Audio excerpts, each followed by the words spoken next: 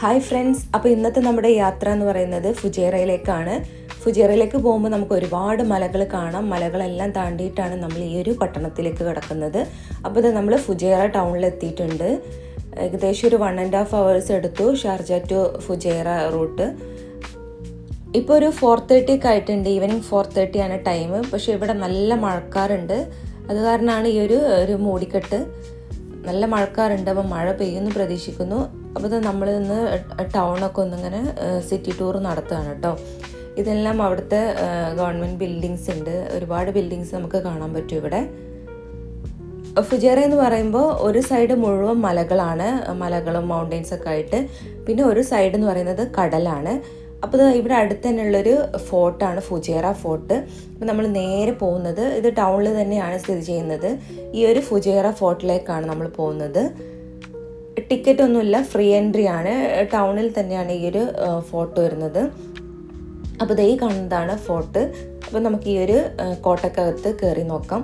ഇതൊരു മലമുകളിലാണ് സ്ഥിതി ചെയ്യുന്നത്. അപ്പോൾ നമുക്ക് ഈ ഒരു സ്റ്റെപ്സ് കയറിയിട്ട് വേണം അതിനകത്തേക്ക് പ്രവേശിക്കാൻ. പിന്നെ ഇതിൻ്റെ പുറത്തൊരു വലിയൊരു മൈതാനം തന്നെയാണ്. ആ കാണുന്നത് ഫുജേറ ടൗൺ ആണ്. അപ്പോൾ നമുക്ക് മുകളിൽ കയറിയിട്ട് നോക്കാം. ആ കാണുന്നത് ഫുജേറ ഗ്രാൻഡ് മോസ്ക് ആണ്. ഈ സൈഡിലൊക്കെ ഒരുപാട് മലകൾ കാണാം. അങ്ങനെ നമ്മൾ കോട്ടേൻ്റെ അടുത്ത് എത്തിയിട്ടുണ്ട്. മുകളിൽ UAE ഫ്ലാഗ് ഇങ്ങനെ പാറി കളിക്കുന്നുണ്ട്. പുറത്ത് 2 പീരങ്കി വെച്ചിട്ടുണ്ട്. ഇനി നമുക്ക് എൻട്രി ചെയ്ത് നോക്കാം. കയറുന്നിടത്ത് തന്നെ ഇവിടെ ഒരു ഇരിപ്പിടം പോലെ സെറ്റ് ചെയ്തിട്ടുണ്ട്.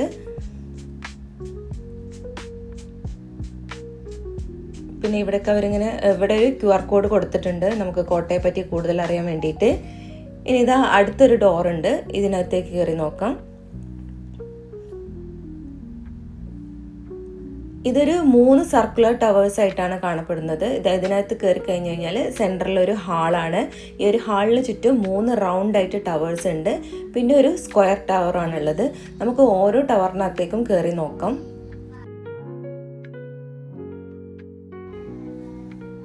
ഇതെല്ലാം നിർമ്മിക്കപ്പെട്ടിട്ടുള്ളത് മണ്ണ് കൊണ്ടാണ്. ക്ലേ ജിപ്സം പോലത്തെ ഇതുകൊണ്ടാണ് ഇത് ഉണ്ടാക്കിയിട്ടുള്ളത്.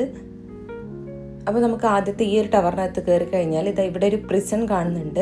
ഒരു കുഴി പോലെയാണ് ഈ ഒരു ജയിൽ വരുന്നത്. മേ ബി പണ്ട് കാലത്ത് ആളുകളെ കൊണ്ടുവന്നിട്ടുണ്ടായിരുന്നതായിരിക്കാം. ഇവിടെ ഒരു പ്രിസൺ കാണുന്നുണ്ട്. പിന്നെ ഒരു ഗാർഡ് റൂം കാണാം നമുക്ക്. അങ്ങനെ ചില റൂമൊക്കെ അവരിങ്ങനെ ലേബൽ ചെയ്ത് വെച്ചിട്ടുണ്ട്. ഇതാണ് ഈ ഒരു ടവറിനകത്തുള്ളത്. പിന്നെ മുകളിൽ ഒരു റൂഫൊക്കെ കൊടുത്തിട്ടുള്ളത് മരം കൊണ്ടാണ്, തടി കൊണ്ടാണ് അവർ ചെയ്തിട്ടുള്ളത്. ഇനി നമുക്ക് അടുത്ത ടവറിൽ കയറി നോക്കാം.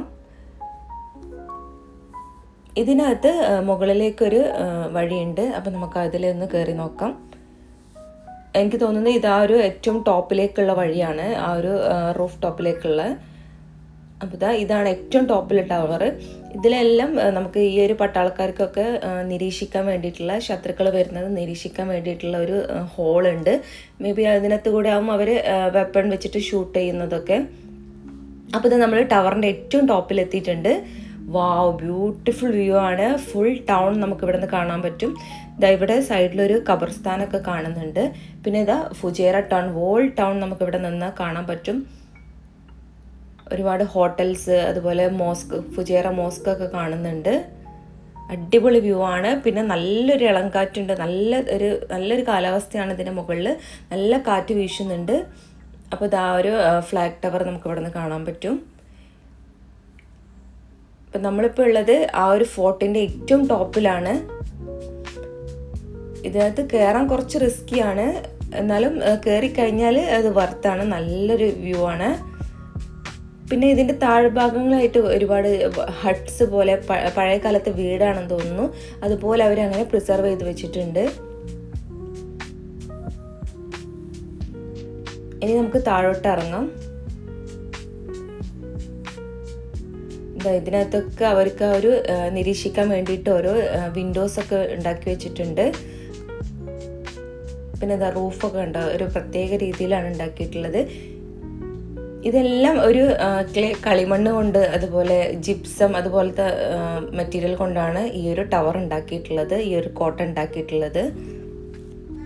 ഇത് 1500 AD 1500 കാലങ്ങളിൽ ഉണ്ടാക്കിയിട്ടുള്ള ഒരു കോട്ടയാണിത്.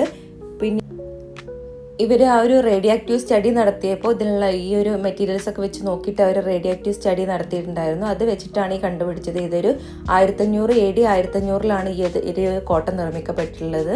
പിന്നീട് അവരിത് പ്രിസർവ് ചെയ്യാനായിട്ട് 1920കളിൽ ഇതൊന്ന് വീണ്ടും പുതുക്കി പണിതിട്ടുണ്ട്.